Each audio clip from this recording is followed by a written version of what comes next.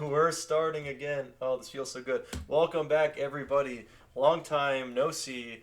Kant study, comprehensive yet informal study, the critique of pure Whoop, reason specifically. whoop. Oh yeah, oh yeah. It's as you can see the date on the bottom. I keep the date up on these recordings. It's Sunday, December 22nd. It's been months.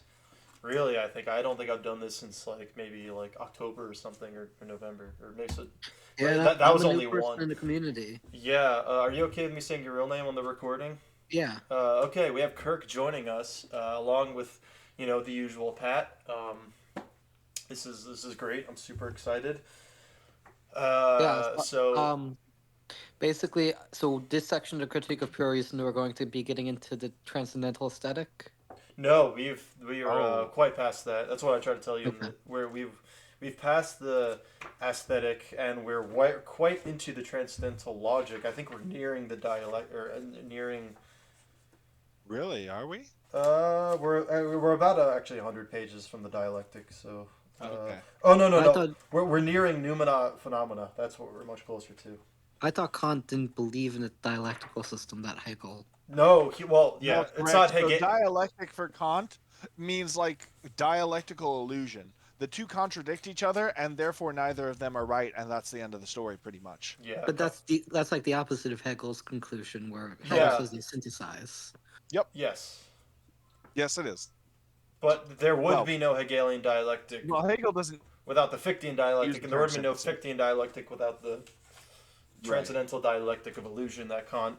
But we're gonna get there like later on. Today we're in the transcendental logic, and so we're in a specific subsection, section 3, systematic representation of all synthetic principles. So we've gone through the most recently, I guess, maybe not most recently, but pretty recently, I guess, to like ground what we're doing now. We've gone through the transcendental imagination, and so now we're going. Yeah, that was. Oh yeah, so that was part of the schematism of the pure concept of the understanding. So now we're on the system of all principles of understanding, and no, that was You section know, two, and now we're past the supreme principle, which what was the supreme principle? It's perception. Oh, I'm pretty thank you. sure. Yeah, I'm pretty right. sure it's just perception again. Yeah, the possibility of experience. Yeah, yeah, it's bolded. The possibility of experience is therefore that which gives all our cognitions a priori objective reality. Yes, which is our perception. Yes, thank you for reminding me. Okay, so we've gone through um, that. We've gone through the new categories, the axioms of intuition. That's where we're on now. So last time we went through the axioms of intuition, which were the principles of the pure understanding all appearances are as regard to their extensive magnitudes. So that's what we did last time. And now we're doing anticipations. Yeah, I can't speak. Anticipations of perception, and I guess this is the principle which anticipates all perceptions. The real, which corresponds to the object. So we're going to be going over some more object um, appearance. I'm guessing this is going to involve something to do with like the categories, and we've been going over actually a lot of the yeah, but categories. just I wanted to say one thing. Yeah, what's up? So it's not directly related to the Kant study, but it is related to Kantianism. Okay. Are you? I think if you are interested in Kant's idea of schemata as applied to like actual epistemology and psychology, you might want to check out John Piaget's like It's genetic different. epistemology. Yeah, it's different. The schemas of Piaget and the schemas of Kant are different. Okay. So a schematism in Piaget is it's much broader. A schema in Piaget is any way of like organizing reality. Basically, it's any set of concepts really. Um, With Kant, it's more of a really yeah, like Kant, distinct, it's almost the particular, opposite. like transcendental process. um, Yeah, it basically it's. I mean, it is related, but it's this idea that oh, I can imagine a triangle, and if I'm just considering the properties of a triangle, not only does it not matter which triangle I imagine, I have to imagine the triangle in such a way that I could always also imagine other triangles.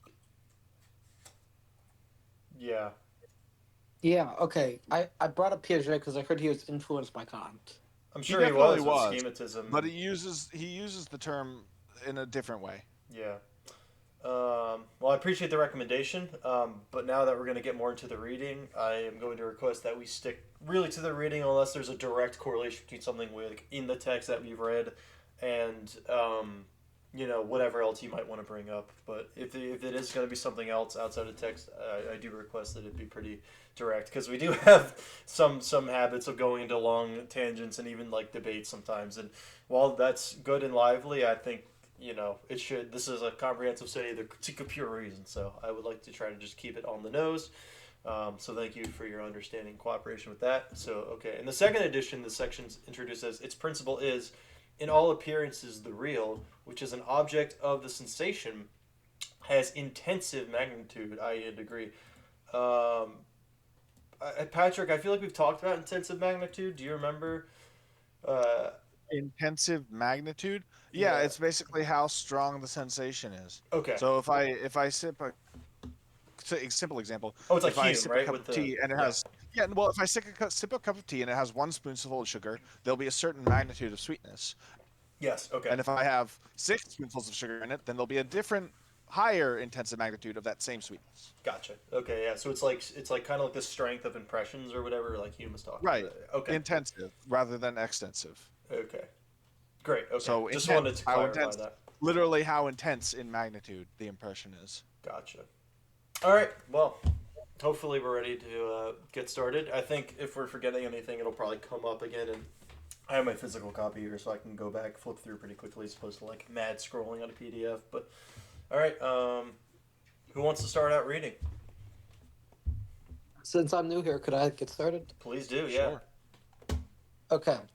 Perception is empirical consciousness, i.e., one in which there is at the same time sensation. Appearances, as objects of perception, are not pure, merely formal intuitions like space and time, for these cannot be perceived in themselves. They therefore also contain, in addition to the intuition, the materials for some object in general, to which something existing in space and time is represented, i.e., the real of the sensation as merely subjective representation by which one can only be conscious that the subject is affected, in which one relates to an object in general. Now, from the empirical consciousness to the pure consciousness, a gradual alteration is possible, where the real in the former entirely disappears and a merely formal a priori consciousness of the manifold in space and time remains. Thus, there is also possible a synthesis of the generation of the magnitude of sensation from its beginning. The pure intuition equals zero. zero You could say, yeah. to any arbitrary magnitude. Now, since sensation in itself is not an objective representation, and in it neither the intuition of space nor that of time is to be encountered, it has to be short, no extensive magnitude, but yet it still has magnitude, and indeed, through its apprehension, in which the empirical consciousness can go in a certain time from nothing equals zero to its given measure, thus it has an intensive magnitude, corresponding to which all objects of perception, insofar as they contain sensation, must be described as intensive magnitude, i.e., a degree of influence on sense. All right, One thank you. can call. Yeah, usually at the, especially if it's a pretty beefy paragraph like that, we stop and try to slow it down and break it down a bit.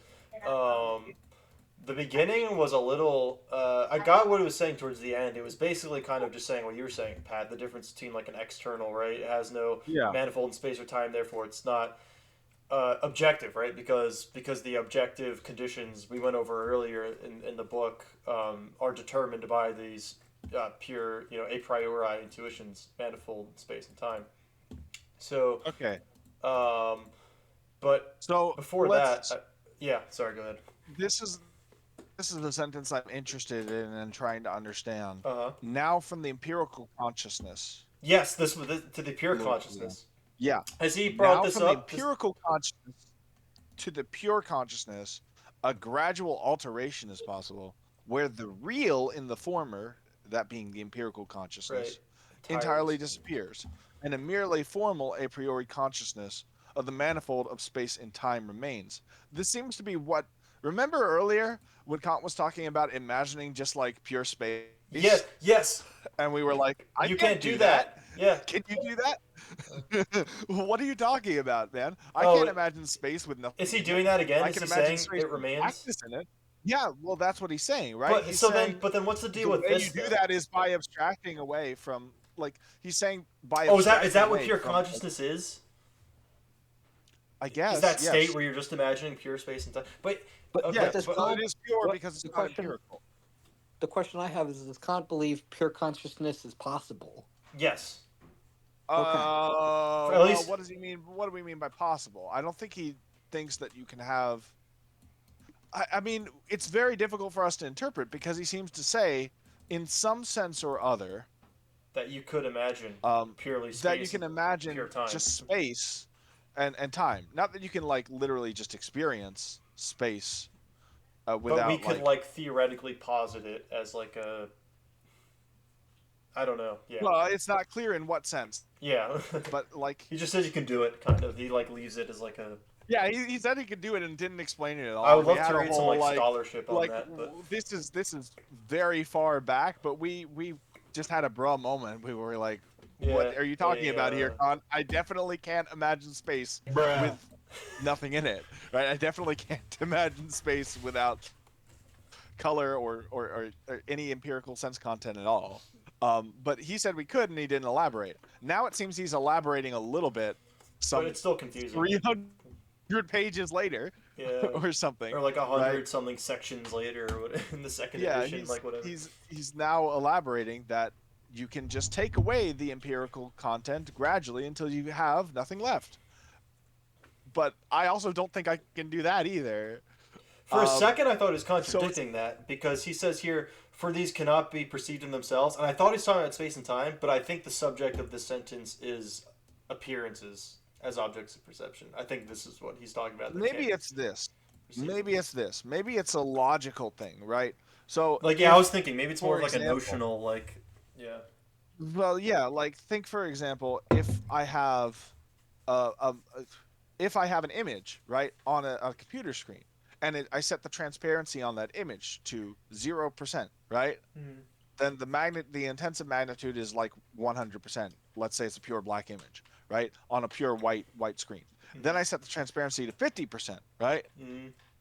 and then I keep going down and down further and further. Like logically, there's a point at which it reaches zero, Right. and what are you left with then? Space and time. Except no, you aren't left with space and time. You're left with the white background. Yeah.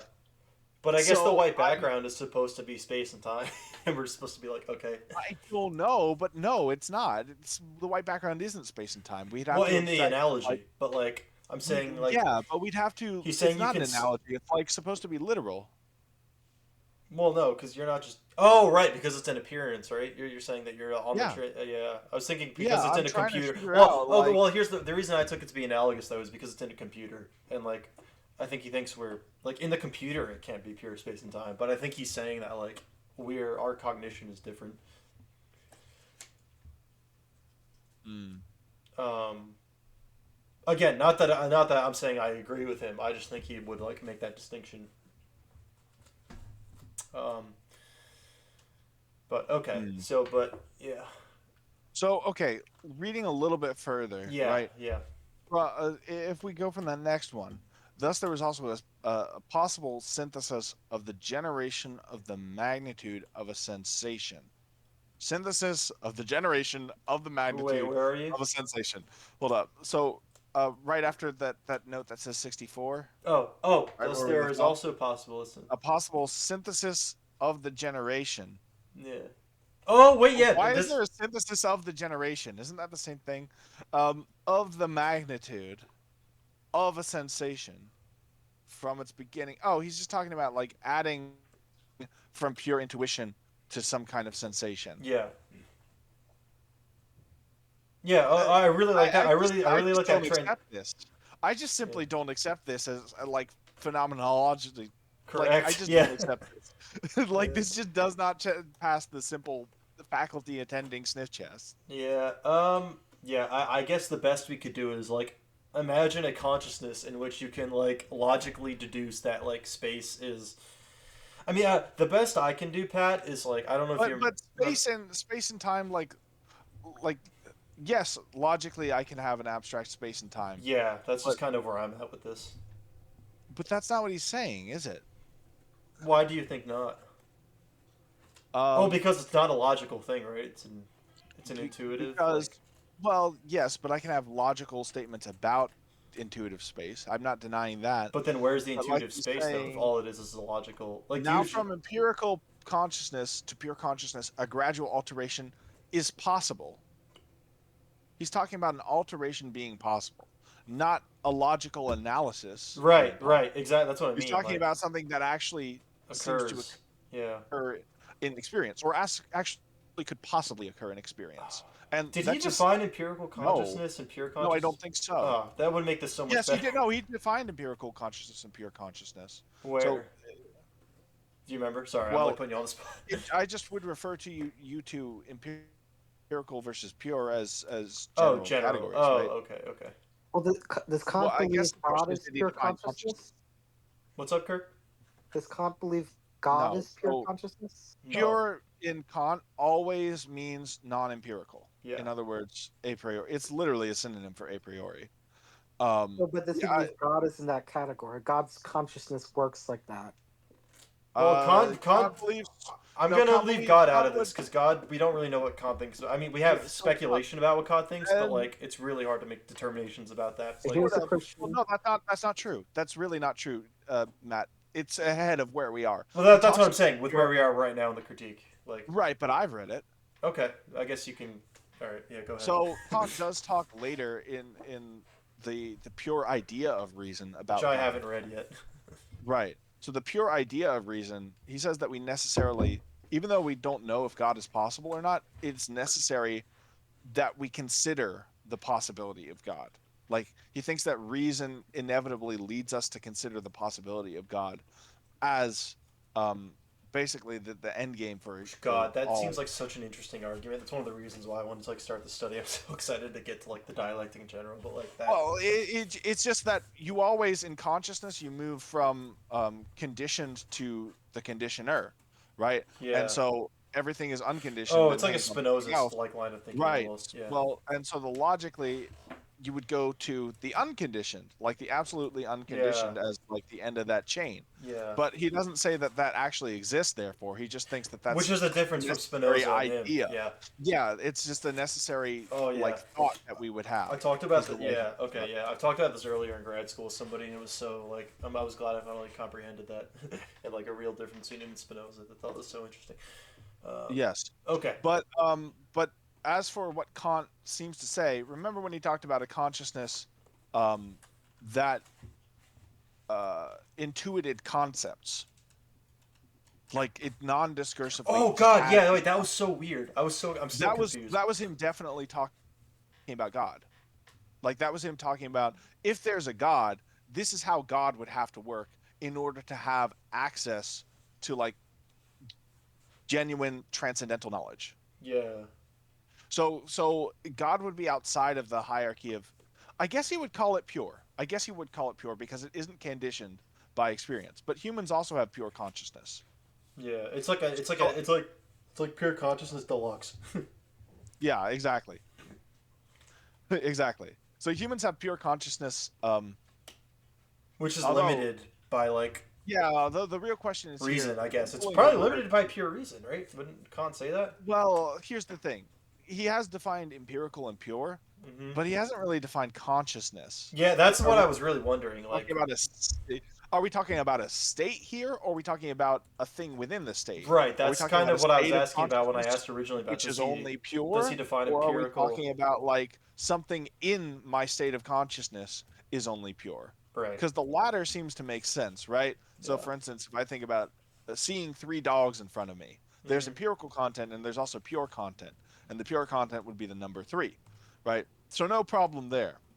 But like, just purely imagining, purely the only thing in my mind is the number three. Uh, I don't know if that works. yeah, I mean that's probably one of Hegel's critiques, I'd imagine, right? Like because Hegel really doesn't think you can separate like the idea from its actual. I don't know. I need to get better at Hegel before I guess I make a claim like that. But to me, that seems like I don't know. I yeah. I can tell you. I don't either. Yeah.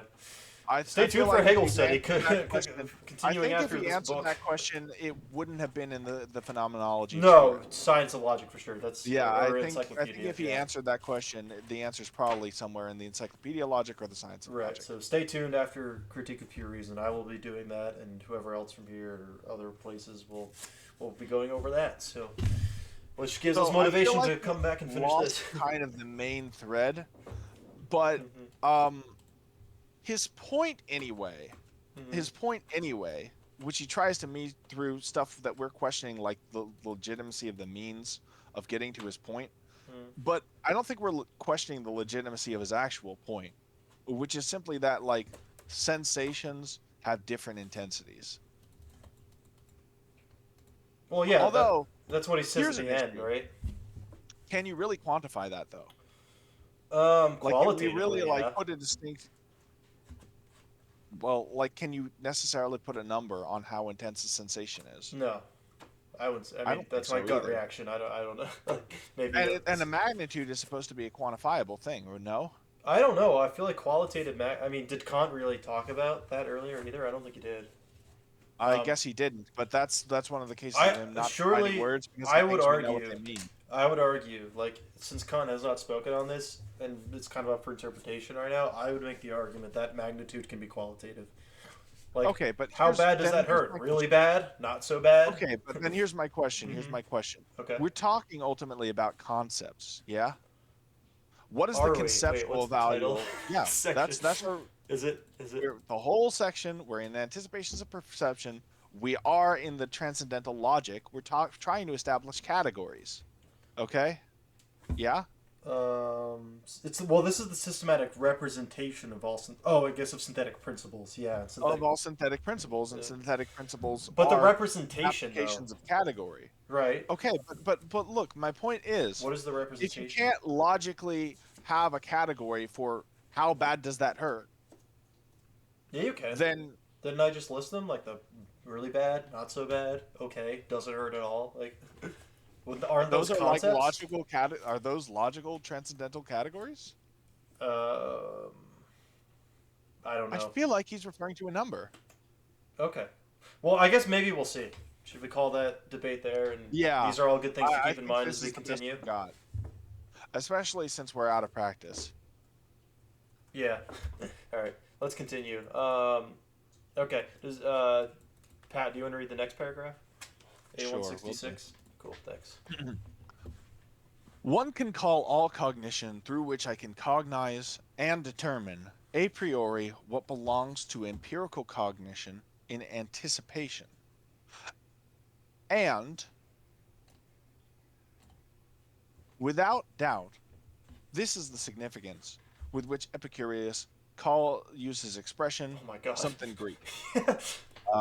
Let's see what that translates to. um, that's at the end of the book. I have to, or I can look in my hard copy really Could you quick. please do that? Yeah. Because I feel like this will actually help us. This I'm glad I have my hard copy on hand. Especially because I have read some, so Yeah. I have some context. I am Jamie, and I am pulling that shit up. Pull that shit up, Jamie. I'm doing it right now. God, there's so many footnotes. What are we on? No, it's gonna be past 285 to 3. Yes, okay. What number is this? 65. This is a rough section to Okay, yeah. beginning again after months. Yeah. What can I say? um, okay. Okay, so this Greek word is thought to have been introduced by Epicurus, a preconception in the form of a general concept or notion, formed from prior experience, used to anticipate properties of newly encountered objects. Not entirely apt comparison for Kant, since there is nothing clearly a priori in the Epicurean conception. So I guess it's basically saying like it's sort of like a priori, but like more broadly. No, I understand what he's talking about, and Yeah, do you want to go into that? the editor's right. So in Lucretius, we get the idea of like basically it's like classical conditioning. Okay, so Okay. Pavlov's dog Right. literally anticipates the like. Oh, like and he forms Lucretius that into talks a about- universal rule? Yeah, no, yeah, Lucretius. Okay. Yes, Kant is. So Lucretius talks about basically Epicurus talking about classical conditioning. Okay. Like that's what it is. It's Right. classical conditioning. We're Conceptually, talking about yeah. Pavlov's dog here, Mhm. and Pavlov's dog, of course, there's nothing a priori about it. It's Yeah. So I agree with the editor. It's not an Okay. apt comparison. So sorry because of that. Oh god. Oh god. No. mouse. Okay, wait. I just want to see what the beginning of that sentence again. Yeah. Oh my I would be God, comfortable reading that sentence again. 290. Yeah, sorry, my mouse had an autistic freak. Okay. Okay. One can. Yeah, you want to read it again? One can call all cognition through which I can cognize and determine a priori what belongs to empirical cognition and anticipation. Yeah, I want to Okay. hold on. Can I hold on longer on that for myself? Sorry. So we have all right. So we have a definition of anticipation, and what anticipation is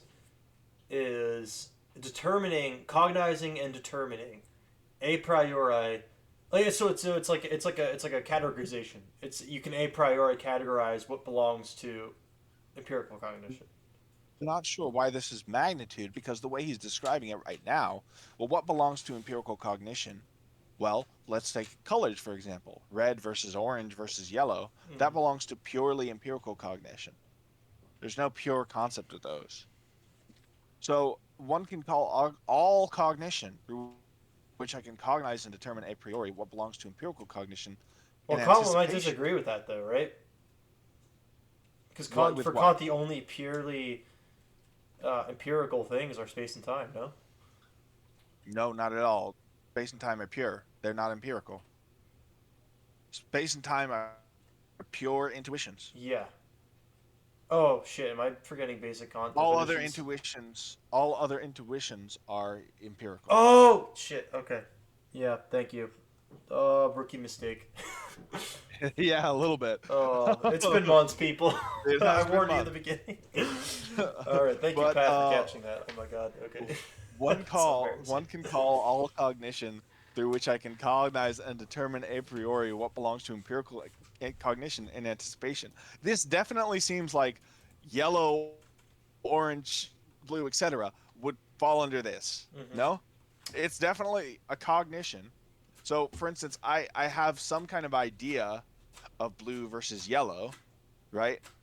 Mm-hmm. And this does seem like an anticipation of perception, like literally speaking, Mm-hmm. because I only have this idea a posteriori Yeah. through like having it, but it is a concept, right? I have to have a concept of blue or else I couldn't talk about it. Right. So my question is, how does that relate to intensive magnitude? I guess we'll find out. We're not done reading. Maybe magnitude doesn't mean magnitude.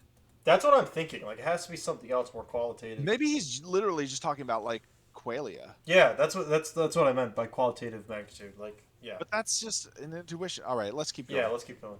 Okay. Oh man, this is confusing. qualia. So qualia, yeah. It's sorry. What? Qualia. Qualia, data. Qualia is not properly pronounced. What'd you say? Sorry, your microphone quality went down a bit. Kirk. I said qualia is how it's properly pronounced. Oh, cool. Cool. Qualia. Okay. Qualia, data. Potato.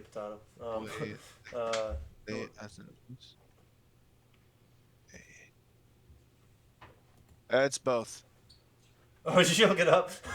Yeah, I looked it up on Wikipedia. It's both. Okay. Alrighty. Back to the reading.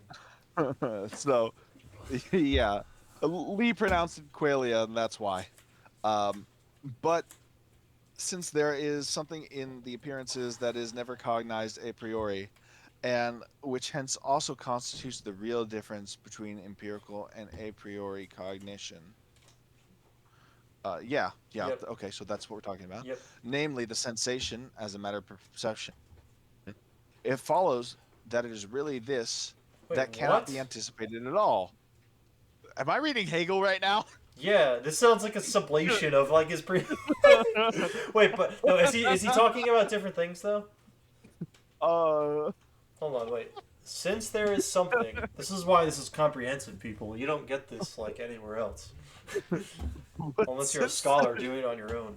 But since there is something in the appearances that is never cognized a priori, okay, and which yes. hence also constitutes the real difference between empirical and a priori cognition, namely the sensation as a matter of perception, It follows that this that it is really this that cannot be anticipated at But all. he's okay. Yeah, he's differentiated. This is something different. This is something different. Yeah, okay, I Because guess this so. this basically means a priori. So he's talking about there's something a priori. Oh God, this. Oh, I'm sorry. Okay, that wasn't that bad. Okay, yeah, he's calling this. Um, yeah, yeah. An anticipation is something separate from what he means. So an anticipate. I guess he's trying to elaborate on Well, anticipation by what saying I what it's not. think he's talking about right now is like, so you have the qualia of blue, right? Yeah. And then there's an intensity of blue, and the intensity could be cognized a priori, and therefore is properly anticipated. But then the blue itself isn't properly anticipated because it's not a priori, Yeah, the blue but that it you is see in the conceptual. world, the percep as a matter of the sensation of blue, like the empirical sensation. Okay. Well, anyway, on the contrary, we would call this we would call the pure determinations in space and time in regard to space shape as well as magnitude. Anticipations of okay. Yeah, anticipations of appearance, but I just don't think that this intensive magnitude, I don't know. All right, since they represent a priori, which may be, they represent a priori that which may always be given a posteriori in experience. But Right. if they were supposed that there is something which can be cognized a priori in every sensation, as sensation in general, without a particular one being given, then this would deserve to be called an anticipation in an unusual sense, since it seems strange to anticipate experience precisely in what concerns its matter, which one can draw out of it. Wait, what? Hold on. That mind fucked me. But if it were supposed that there I is need to some go back to the previous sentence if I want to understand that. On the contrary, we would call the pure determinations in space and time in regards to space as well as magnitude anticipations of experience, since they represent a priori that which may oh, I always be get it. given a posteriori in experience. I think I get that. But if it were supposed that there is something which can be cognized a priori in every sensation, as sensation in general, without a particular one being given, then this would deserve to be called an anticipation in an unusual sense, since it seems strange to anticipate experience precisely in what concerns its matter, which one can draw out of it. I know what I think I know what it's saying. Okay, I go. think it's saying that simply there are a priori aspects of perception, and these things like shape and magnitude are those, and those are separated from the perception of actual objects that have those properties, or what's caught here is calling anticipations, and those are a Okay, posteriori. what is the matter? The matter. So, yeah, he says precisely in what concerns its Wait, matter, where are you? which Sorry. one can draw out. It's the end of this sentence that is fucking me up, Okay, right? then Since it this. seems strange to anticipate experience precisely in what concerns its matter, which one can draw out of it. Yeah, because he's saying it's weird to think that you can like draw something a priori out of something a posteriori. You know, but Oh, he's saying that that's weird, but uh, that's how it works. so hold on. What is he saying? Start again. Tell me what is the weird thing that we're doing? The weird thing that we're doing is we're taking perceptions and Uh huh. like considering their a priori, what he's calling anticipations. I'll just call them like attributes, right? Like shape and magnitude, Uh huh. and we're realizing that they're a priori, and but these are the a priori things within a perception that we're. Well, here's the reason I take issue with that interpretation. Okay, The single word, matter. Do you remember Kant's hylomorphism of experience? a little bit. Can you remind me? Right? So there's the matter and there's the form of Oh, right. experience. That's like Aristotle. And Yeah. Right. And the form of experience is given a priori in Yeah. space and time and the concepts that, Uh-huh. right. And the matter of experience is like it Mm. comes through sensation. Yeah. So the matter then should be a posteriori sensation. Yeah, but we're not talking about that. We're talking about what concerns its matter, Okay. which are In what the sense do we mean anticipation. concern? Concerns its matter meaning is like extremely relevant to it for the possibility of its experience, right? That's what we're talking about. The possibility of like anticipations of perception. Like I'm guessing anticipate, right? Means comes I before. feel like that's wrong. I feel like we're talking about, Why? well, the first reason I feel like that's wrong is because it would be completely redundant with everything he said in the book. Which, yes, he's How done do that you mean? before. Well, literally all a posteriori experience, like the concepts, like the categories, all that stuff, Hmm. it always concerns an actual experience. How does this not? No, but that's what I'm saying.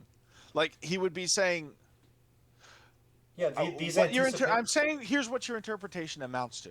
Okay. Your interpretation amounts to Kant saying that whenever we have an experience, it's informed by our concepts and our intuitions. And anticipation. That's, well, but what makes it an anticipation in particular?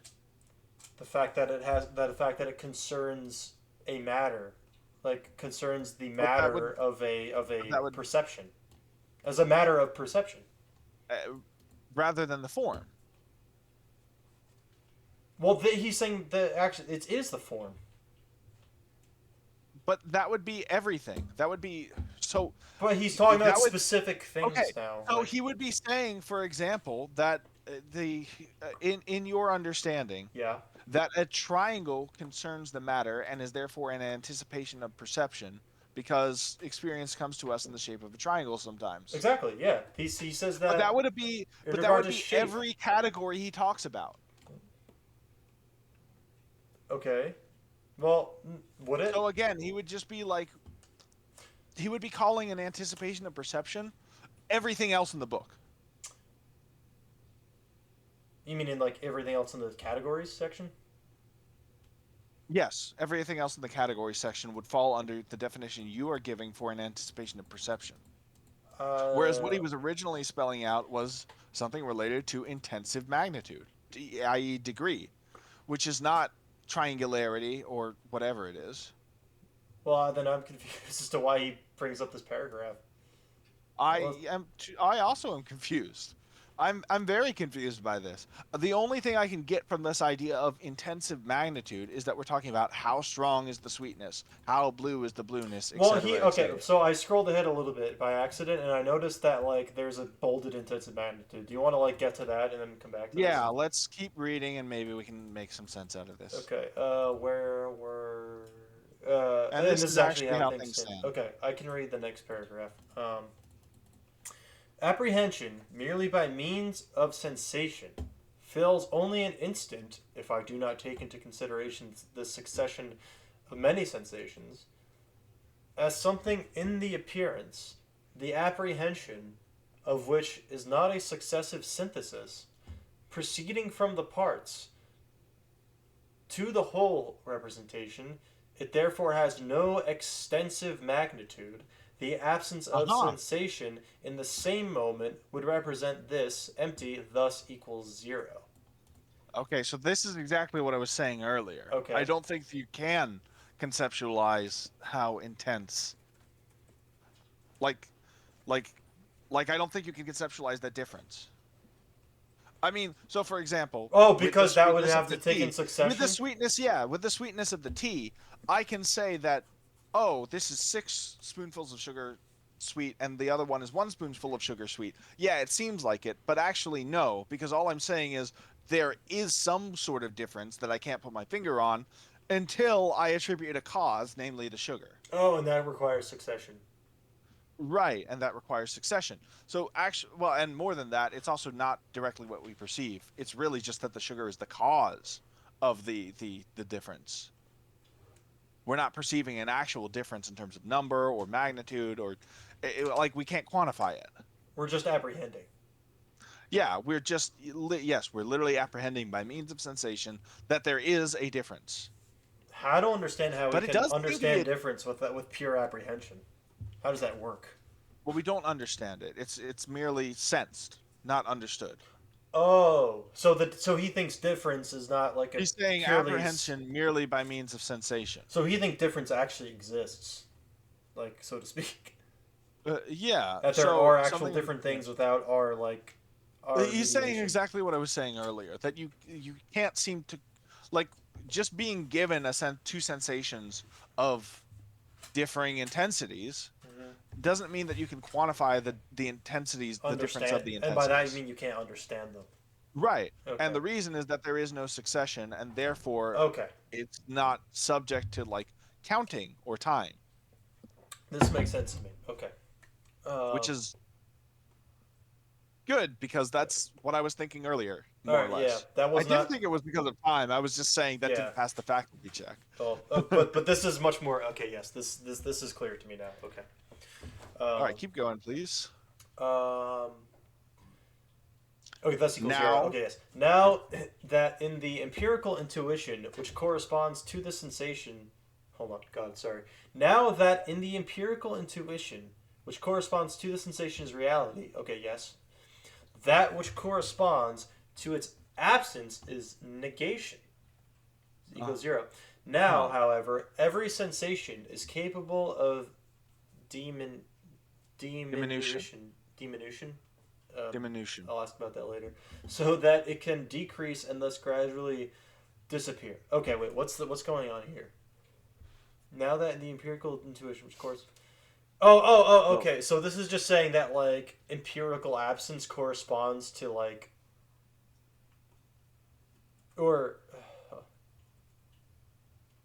Well, I don't know where the train is going, but he's saying sensation is reality, and absence is negation, Right. and diminution is when you take away some of the reality until we reach negation. Oh, we've talked about that before. Like negatio, right? Some funny like Latin term. Yeah, when he throws in negatio equals 0. or Yeah. something like that. So we've Dude, talked what about are this you before. doing, dude? Yeah. I like how he like says things equals like I can't wait until we get like transcendental equals 0. x. Yeah. I did know that 0 is when there isn't something. Yeah. Thank you for reminding me. God. He's got the. This is so accessible, guys. This text is so accessible. Like it puts it in words and in numbers. Like wow. Very true. He gives helpful examples. Oh my God! Yeah, they're anything but helpful. Oh. Anyway, hence between reality in appearance and negation, there is a continuous nexus of many possible intermediate senses. Okay, yes. So just like we have pure, or not pure, God. So like we have full maximum sensation and none. There's like a in between like gradient, so to speak. Okay. Like we were talking about like transparency. Yeah, I got that. Okay. Yeah. Whose difference from one another is always smaller than the difference between the given one and 0. Yes, it's not just one or the other, it's in between, so it's smaller. Okay. Or complete negation.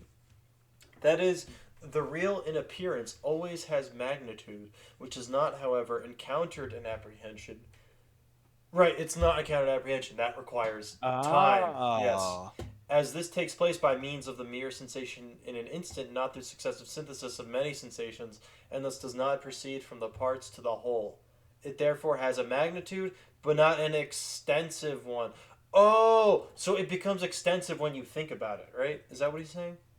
Right, which is conceptual. But here's my problem. Okay. If we do have a conceptual, why don't I have any concepts for this? Do you? It's magnitude, right? Here's the thing. I guess there is a concept in the form of a lot or a little. That's what I was saying before. It hurts a lot. Is that really a concept? That's what I was getting at earlier. It seems to be. Oh, right. Well, we're going to get I right guess into we'll intensive operate on magnitude that. with the bold. So I guess we'll operate on that for now. until the next paragraph. Kirk, are you here? And Yeah. would you like to read the next paragraph? Would you like any clarification? No, thank you. Okay. Now I call that magnitude which can only be apprehended as a unity, in which multiplicity can only be represented through approximation to negation equals zero, intensive magnitude. Thus, every reality in the appearance has intensive magnitude, i.e., a degree. If one regards disappearance as this reality as cause, whether of the sense or of another reality in appearance, examples given in alteration, then one calls the degree of reality as um, cause a moment, the moment of gravity, because indeed the degree designates only that magnitude, the apprehension of which is not successive but instantaneous. But I touch on this here only in passing, for at present I'm not yet dealing with causality. Accordingly, every Oh, hold sensation on. thus Sorry. also. I think we. Sorry, we're just gonna pause for that. Okay. So yeah, I think we were. Thank you, Kirk. I think we are confirmed, right, with what we just said in this. He kind of just summing it Yeah. up what we've said. But I'm glad I'm it's a helpful. Like I wish he just said this to begin with. well. Welcome back to Kant. Yeah, I was just seeing if you guys agreed, unless I'm You missing read it anything. backwards and it makes sense. Yeah, I just wanted to make sure I wasn't missing any like new things in here to be sure. But No, because I don't think so. okay, yeah, I thought we were gonna get some big reveal with intensive magnitude, but in reality, it was just a nice summary after like a headache that lasted probably like 20 minutes. Anyway, okay, cool. So that's that paragraph. Oh God, why did this copy? Oh, because these are here. Okay. Um, okay, who's next in the rotation? Pat, do you wanna? Me. Yeah. Accordingly, every sensation, thus also every reality in appearance, however small it may be, has a degree, i.e., an intensive magnitude, which can still always be diminished. And between reality and negation, there is a continuous nexus of possible More fucking realities and repeat. of possible smaller perceptions. Every color, e.g., Oh, I brought up red, color as has a a direction. degree, which, however small it may be, is never the smallest, and it is the same with warmth, with moment of gravity, etc. I hate you, Immanuel Kant. I hate you. Why didn't you write that first? Why did we have to infer that What after the taking 30 minutes? hell? Oh my God! No way! Why didn't you Yeah, just write it first? I would love to like if I ever have the free time go back through this like study find every moment like this where he just does this and like make a compilation and then On like cringe compilation, yeah a God Courage compilation 40 hours long. probably, probably yeah I mean 40 hours and yeah I guess it probably would be if we included like our confusions and debating and then just to have it like And then it's just like, settled. yeah, it's the thing you came up with after 40 minutes of thinking about it. Yeah.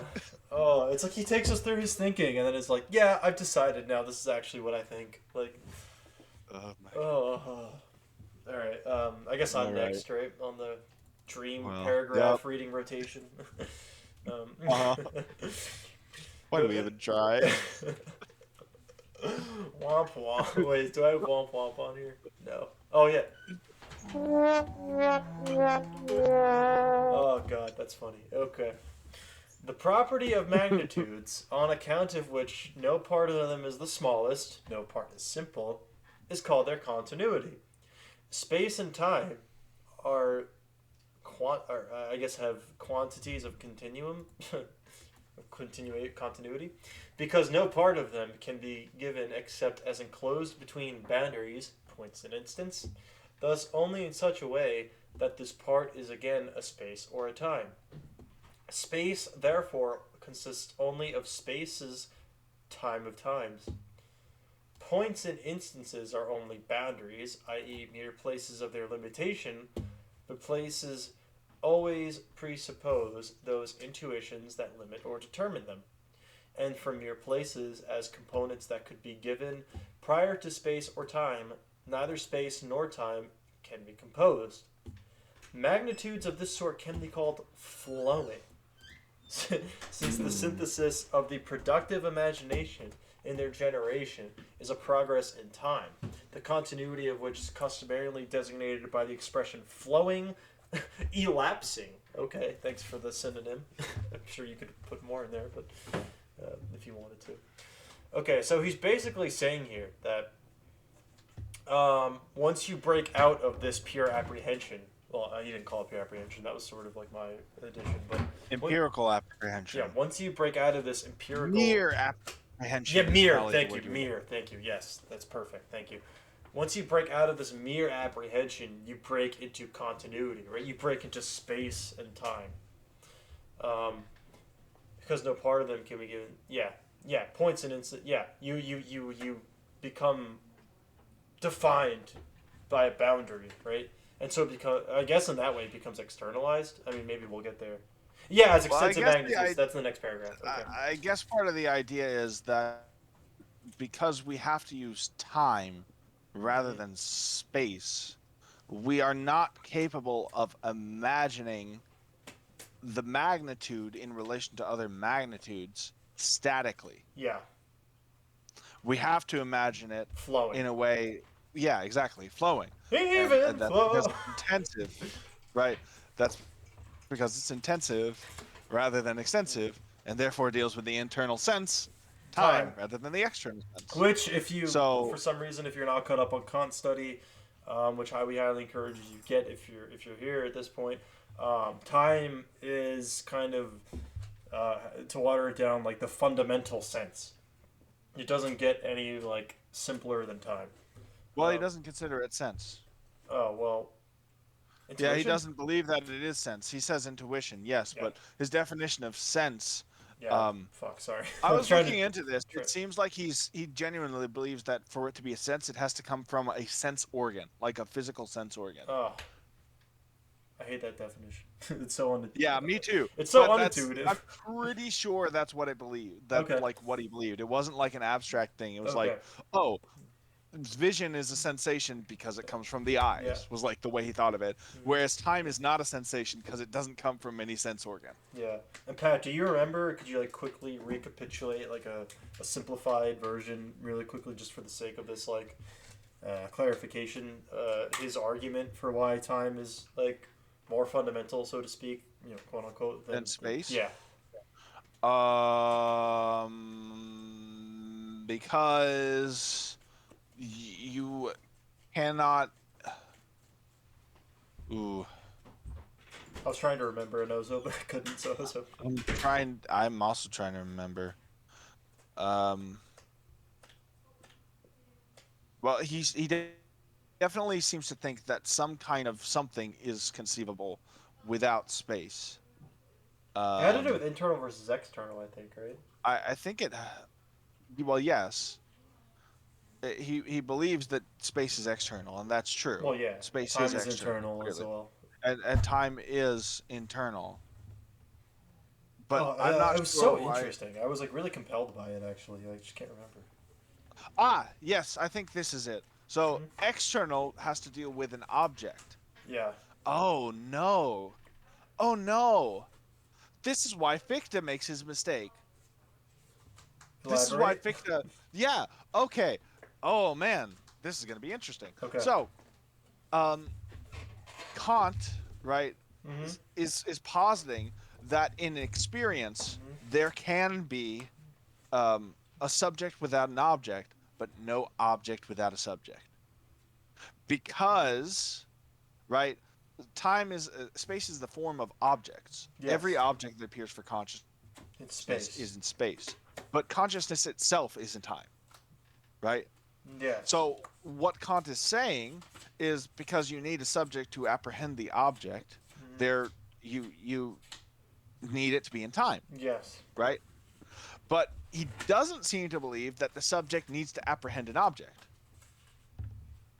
in order to be a right, subject. because we can imagine. Which is pure exactly time. Fichte's what this is what Schopenhauer will later say Fichte like Yes, is Fichte's with problem. his subjective ideal. He calls it he subjective like he idealism. just like he just posits a pure subject.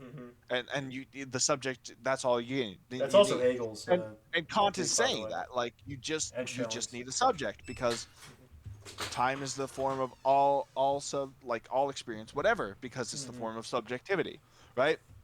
Which means he's essentially saying therefore that you can conceive of a subject that is not having any kind of object. But that just faculty check, that's not true. Yeah, I was gonna say Fichte L. Kind of Yeah, Kant Hill okay. there, So that was interesting. yeah. Okay. Basically saying both are required. I'm saying that, but Kant is not. Yeah. So Kant is saying that to have experience in the ordinary sense, you need space and time, sure. But he thinks that time is more fundamental because time is the form of like our consciousness, right? Because to be conscious, I had to be conscious from one moment to the I'm next, gonna try to find that. I'm really right? interested in going back to that. So now if I want to be conscious of something, namely an object, right? I also have to have space because that object has to be in space. Following so far? Yes. Cool. So therefore, time and space are both necessary for like a subject and an object. But without space, you still have that subject, right? You still have, in theory, the subject moving from one moment to the next. But I just don't think that you can have a subject without that subject having some kind of experience, and the experience needs to be of an object to which the subject is directed. So you're saying So Kant? So you're saying Kant says there can only be a subject in time, so a subject needs an object. I'm saying that Kant does not seem to believe that the subject needs an object. Okay, I thought you said that was what Fichte's disagreement with him was. No, I'm saying that's why Fichte makes no. So Schopenhauer says no subject without an object, no object without a subject.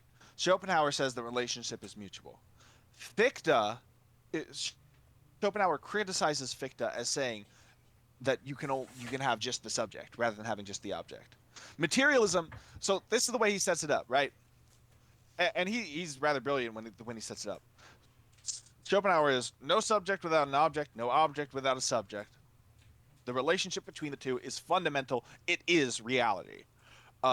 Materialism makes the mistake of believing that you can have an object without a subject. This is a more natural mistake. Fichte made the reverse mistake and said that you can have a subject without an object. After And radicalizing I Kant. am now saying Kant has made that same mistake. If he says that time is more fundamental than space because time is the form of consciousness, he's making the same mistake, and that's where Fichte got it. I see. So you were basically Fichtean / Berkeleyan, or No, I mean not I'm Fichtean. Schopenhauerian. Schopenhauer. I'm a Hegel. Oh yeah, I will add on Hegel and Schelling also make this critique of. True. Hegel and Schelling do make this critique. There's a lot of points in which Schopenhauer and Hegel do actually agree. Overlap, yeah. Despite what Wait, Schopenhauer would have you think. Hegel was Fichtean.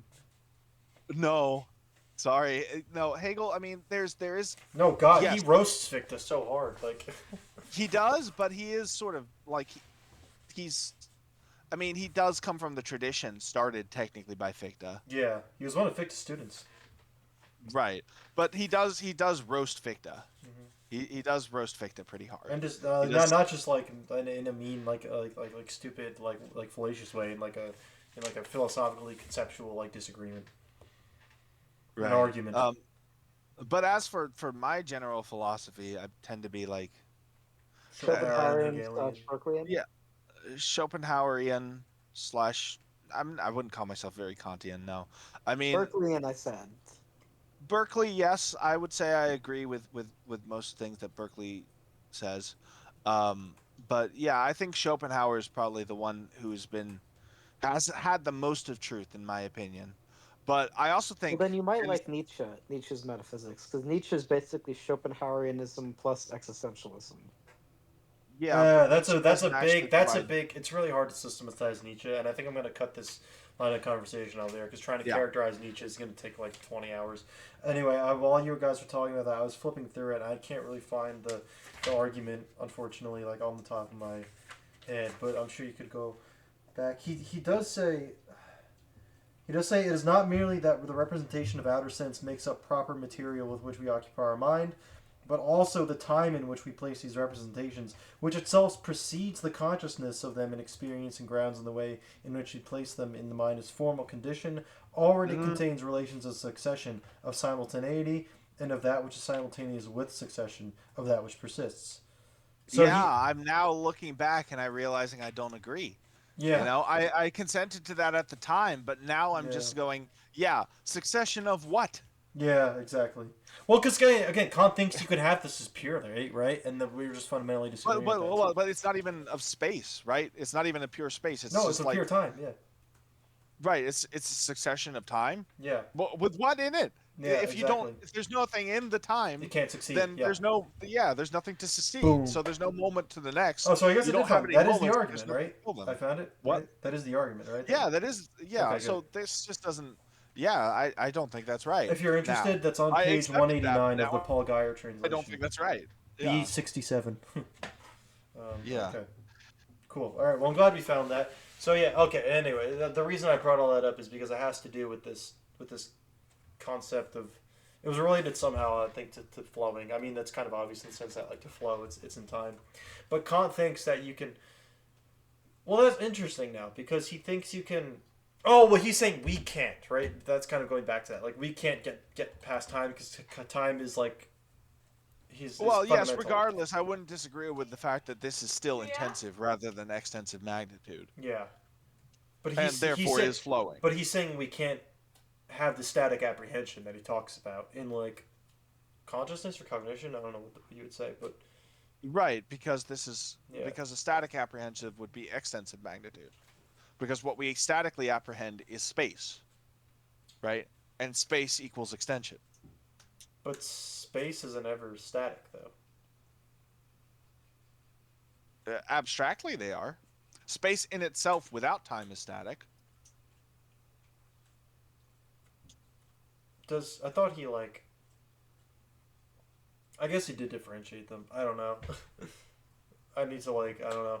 I feel like my rust is So showing. time in itself is non-extensive, right? Yeah. No, And certainly. space in itself is static. We don't have a word for non-extensive. Intensive. Oh, but no, that's not intensive either. You're saying? Yeah, we don't have a good word for non-extensive, so I'm just going to use non-extensive. But we do have a good word for non-temporal, namely static.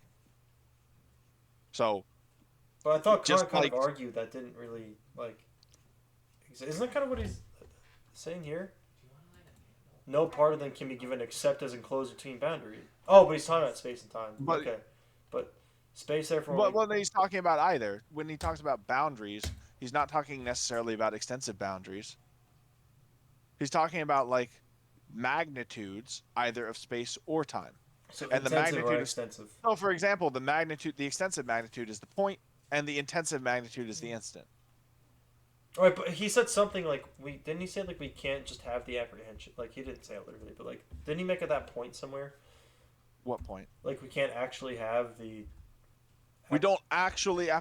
What he said was we don't actually apprehend magnitude. Yeah, I'm trying to find that. We have to think it. Oh wait, can you point me to? Do you remember where that was? Yeah. It's further. It's further up. Keep going. Oh, further up. No, sorry. Further up. Yeah, that one. Apprehension merely by means of sensation fills only an instant. As something in the appearance, the apprehension of which is not a successive synthesis proceeding from parts to the whole representative, it therefore has no extensive magnitude. Oh, but he wasn't saying we don't have it. He was just saying it's not extensive, right? Yeah. But it's intensive apprehension, right? Yeah, that seems to follow what he's saying. Before. Well, no, he also doesn't think that we apprehend intensive magnitude by space. He says that we think it by comparing possible negation with possible reality.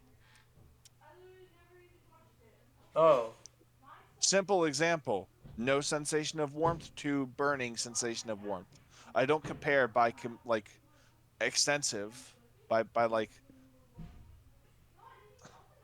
Well, see, the thing is, when you give an example, you realize that you can actually do that.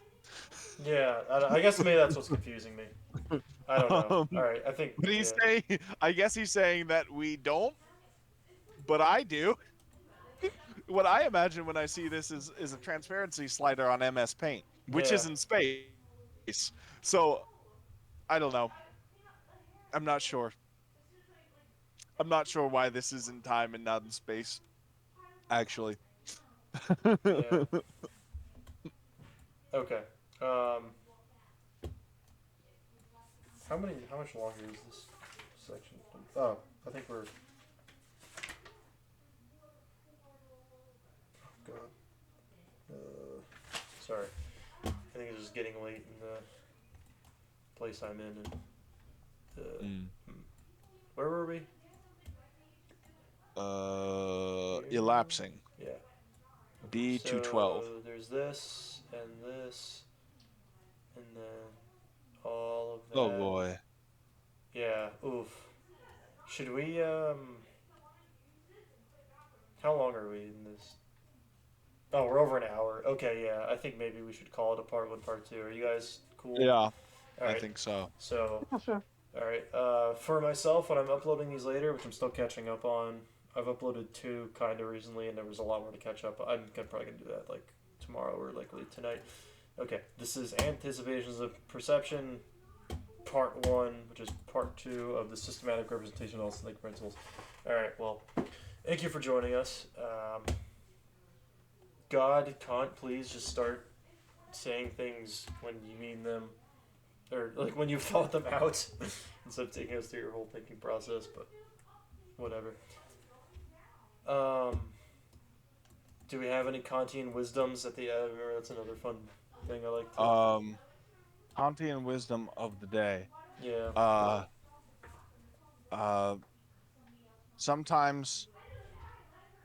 Sometimes things can get intense, so just be prepared to deal with the magnitude of their intensity. Yeah, and then I guess eventually you'll be able to extensively quantify them. But first, don't forget to apprehend first before you quantify externally.